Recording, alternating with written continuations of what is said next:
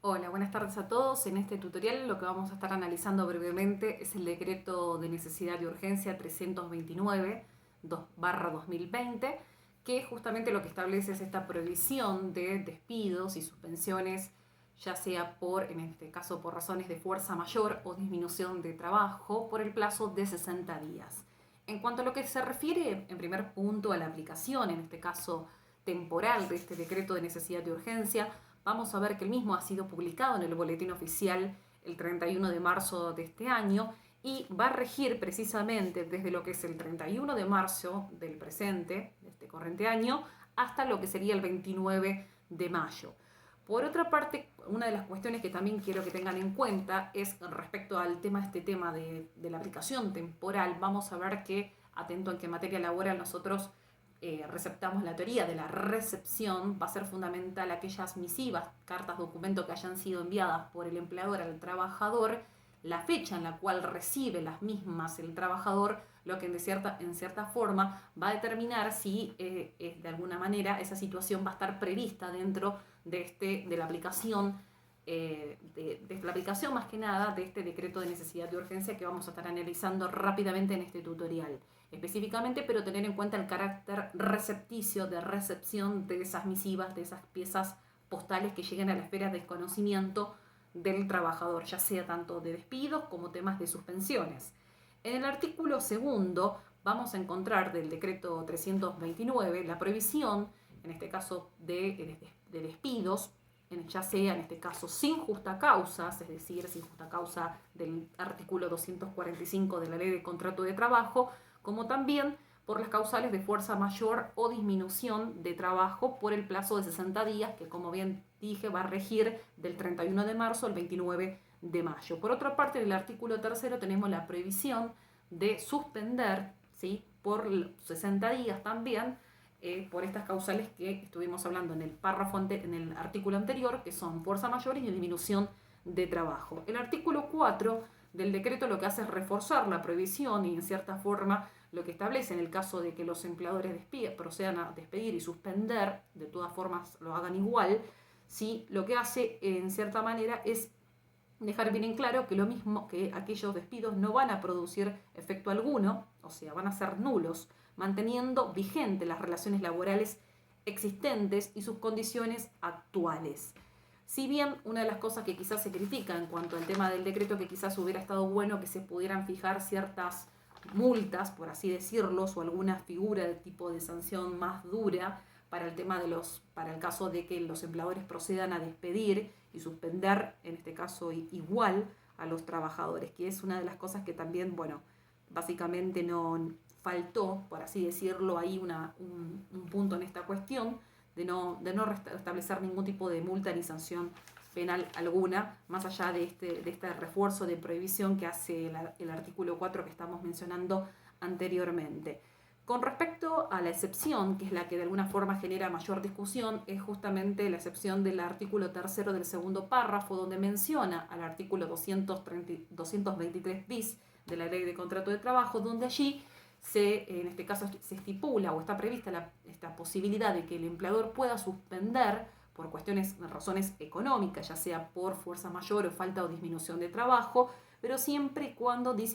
siempre y cuando estas causales estén debidamente comprobadas. Y por otro lado también agrega que tienen que ser pactadas individual o en forma colectiva y sujetas a la homologación de la autoridad de aplicación. ¿Sí? En esos casos el empleador lo que va a abonarle, en este caso al trabajador, va a ser una prestación de tipo no remunerativa y lo único que va a tener carácter remuneratorio va a ser el aporte correspondiente a lo que sería la obra social conforme la ley 23.660 y 23.661. Ese monto que tendrá que pagarle al trabajador siempre y cuando, repito, se acredite justamente estas causales acreditadas de fuerza mayor, de disminución o fuerza de trabajo y que tenga claramente aquí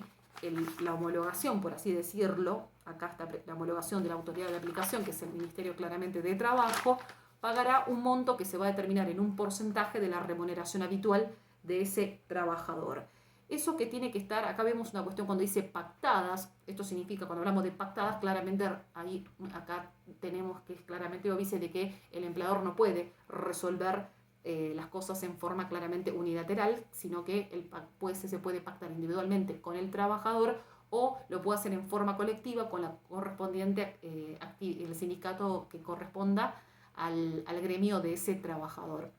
De todas formas, que se pacte con el trabajador en forma individual implica aquí que el poder de negociación de este trabajador es bastante, al ser individual, es claramente nulo, por lo cual tener mucho cuidado y analizar esta cuestión en base a los principios protectorios que rigen en materia laboral, tal es el caso del principio de renunciabilidad de derechos del artículo 12 de la Ley de Contrato de Trabajo, porque tampoco tengamos en cuenta que en este caso el trabajador está muy desprotegido al estar pactando así en forma individual con el empleador el monto de porcentaje que le corresponda. Entonces tendrá que ser analizado en base a estos principios justamente protectorios del derecho laboral y teniendo en cuenta que en el derecho laboral y específicamente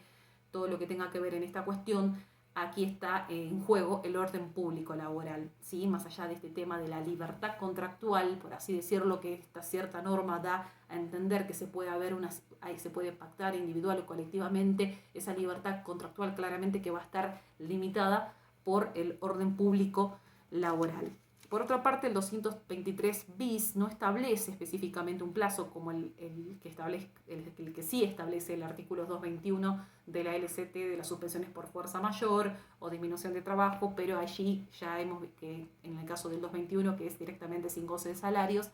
acá vemos que en el 223 bis no hay plazo y que se puede extender inclusive más allá del plazo de 75 días.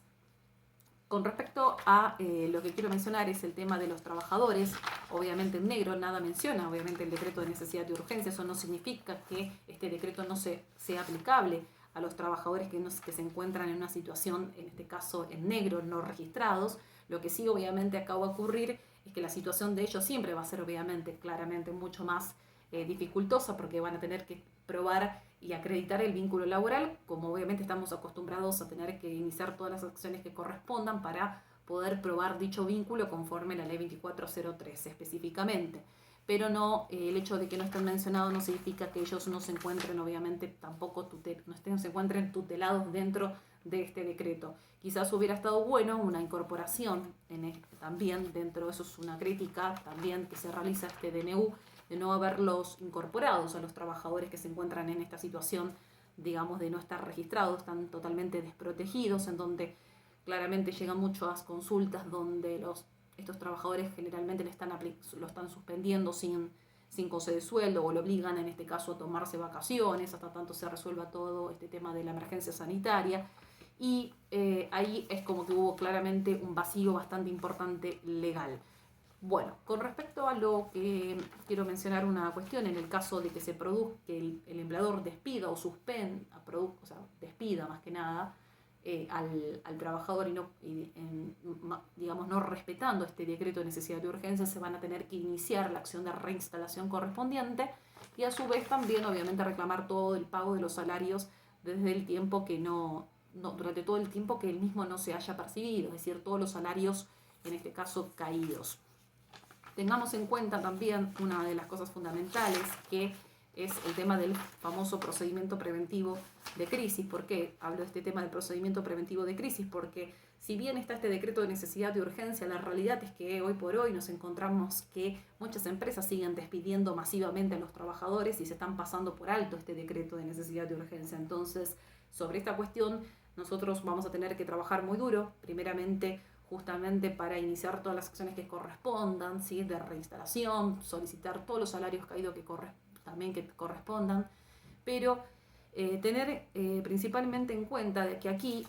más allá de la aplicación de la vigencia de este decreto de necesidad de urgencia, los despidos masivos como las suspensiones masivas que se están llevando a cabo, de alguna forma no están respetando lo que prevé el artículo 98 de la ley 24013, que justamente, 24013, perdón, que es la que obliga a los empleadores, más que nada, a iniciar este procedimiento preventivo de crisis ante el Ministerio con la intervención de las organizaciones sindicales o en su defecto el procedimiento que se encuentra previsto en el decreto 328/88 también. El Ministerio debe ordenar que se deje sin efecto todas las suspensiones, como también los despidos, ¿sí? Si no se cumplieron, obviamente, si no se cumplió con este inicio de este trámite que estamos mencionando, y que se le abonen todas las remuneraciones que correspondan al trabajador conforme al artículo 104 de la ley 24013 y al artículo 6º del decreto 265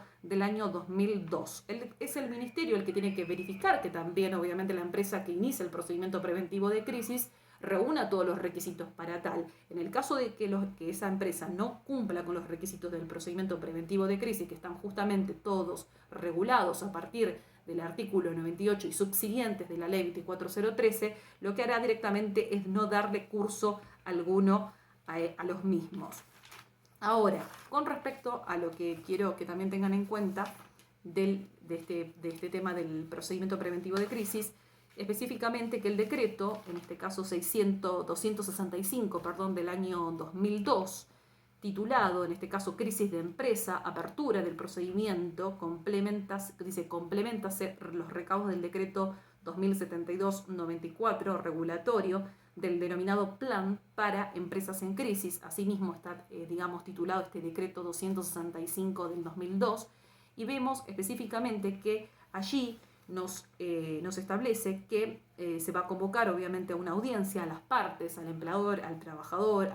obviamente al sindicato correspondiente, para que cese en forma, en este caso el cese inmediato de las medidas, en este caso que se hayan tomado en forma arbitraria, obviamente, conforme las facultades previstas en el artículo 8 de la ley 14.786 y modificatorias, ya que antes de que se someta un diferendo a la instancia de conciliación, es decir, hasta tanto no se lleve la conciliación correspondiente y mientras no se cumplan los términos que fija específicamente toda esta cuestión del procedimiento preventivo de crisis, las partes no podrán adoptar medidas de acción directa. El artículo 8 de la ley 14.786 dice específicamente que se consideran medidas de acción directa todas aquellas que importen innovar respecto de la situación anterior al conflicto. La autoridad de aplicación podrá intimar previa audiencia de las partes se disponga el cese inmediato de las medidas, en este caso que hayan sido adoptadas. Por lo cual vemos acá esta cuestión de que el empleador no puede tomar ningún tipo de medidas, suspensiones, despidos y demás, hasta tanto se inicia el procedimiento, se vean que estén todos los recaudos cumplidos como tienen que ser, y por otra cuestión se llama a las partes, en este caso a una audiencia, y que está todo bien estipulado todo esto en el artículo 98 de la 24013, que es el capítulo 6º específicamente. En cuanto a los trabajadores, en este caso que tienen que estar, hay un porcentaje, de trabajadores que establece para poder iniciar este procedimiento, dice que se va a iniciar siempre que afecte a más del 15% de los trabajadores para empresas que tengan menos de 400 trabajadores, o afecte a más del 10% de trabajadores para empresas que tengan entre 400 y 1000 trabajadores, o afecte a más del 5% de los trabajadores de empresas que tengan más de 1000 en este caso trabajadores. Es decir, que también se tiene que respetar este tipo de porcentaje que estipula claramente el artículo también 98 de la 24013.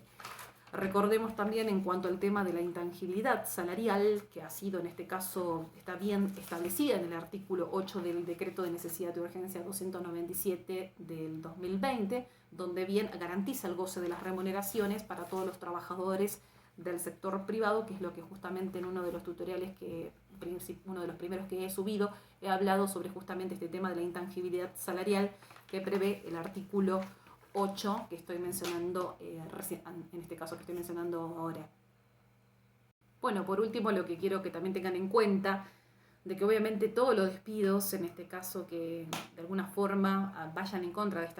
lo que estipula este decreto de necesidad de urgencia que estamos analizando, claramente que van a ser nulos por vulnerar el orden público laboral, y justamente aquí lo que se busca es proteger, en este caso, la aplicación del artículo 8 que estoy mencionando del decreto 297/2020, que bien lo voy a leer en este caso literalmente, dice que todos los trabajadoras del sector privado tendrán derecho al goce íntegro de sus ingresos habituales según la reglamentación a dictarse, que es lo que yo bien hablaba de intangibilidad salarial, para quienes no prestan servicios en el marco de la emergencia sanitaria, salvo obviamente aquellos que tengan esta licencia remunerada, ya sea personas mayores de 60 años, grupos de riesgos, personas también que se encuentran, en este caso, mujeres embarazadas.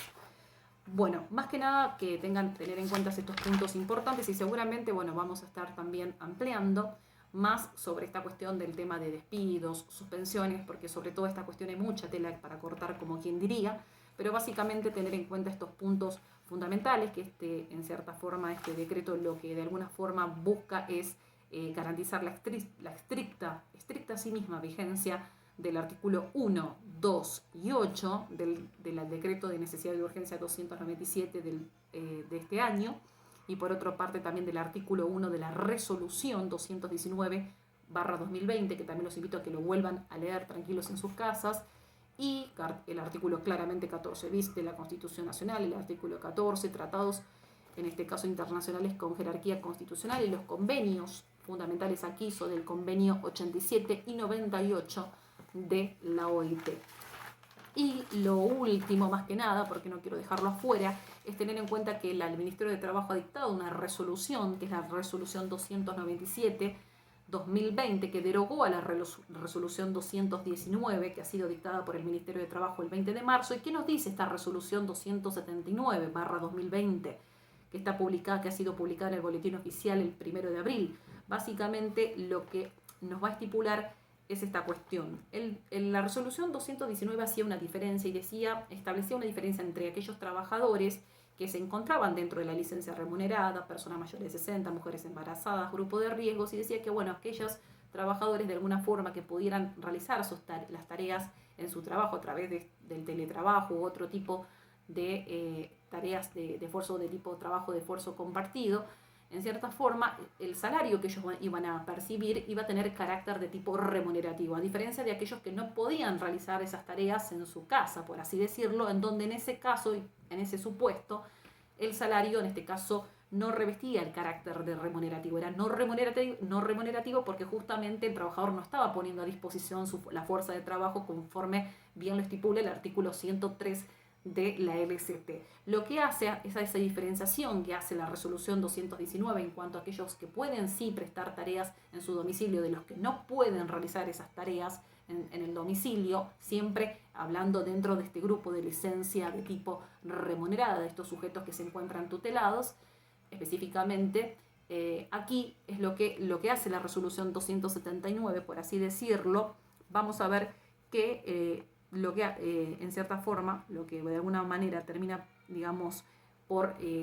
modificar en esta cuestión y hacer un giro en esta cuestión de remunerativo y que hace antes de esta diferenciación de remunerativo y no remunerativo, es decir, que los montos en cierta forma, más allá de que la persona pueda trabajar en el domicilio o no pueda trabajarlo, el salario va a revestir el carácter de tipo remunerativo y elimina esta diferenciación o en cierta forma discriminación. Estaría mal dicha la palabra discriminación, pues se entendería de esa forma, pero muchos decían no está bien, no es correcto, entonces se elimina esta diferencia que estaba mencionando anteriormente y en cierta forma dice que todo ahora, hoy por hoy, todos los montos que en cierta forma perciban los trabajadores que gocen de esta licencia, en este caso de tipo remunerada, en los tres supuestos que ya hemos mencionado, va a tener el carácter, vuelvo a repetir, en este caso, remunerativo. Pasan a ser el salario va a tener carácter remunerativo y por lo cual se van a tener que efectuar todos los aportes que correspondan, que antes obviamente solamente los únicos aportes que se tenían que realizar en el caso de que la persona no pudiera trabajar a domicilio, lo único que iba a tener carácter remunerativo justamente eran los aportes destinados a lo que era obra social y lo que es referente a jubilación, ¿sí? Esos dos eran los únicos que revestían ese carácter de tipo remunerativo. Hoy eso se modificó con esta resolución 279 de este año. Bueno, espero que les haya sido de utilidad y bueno, nos estaremos viendo, si Dios quiere, en otro tutorial con algunas de las temáticas que ustedes tranquilamente pueden, en este caso, de alguna forma, decir qué temas les parece importantes para que se puedan tratar. Le mando un saludo a todos y espero que le haya sido de utilidad este tutorial, como también aquellos que hemos subido durante estas últimas semanas. Un saludo a todos.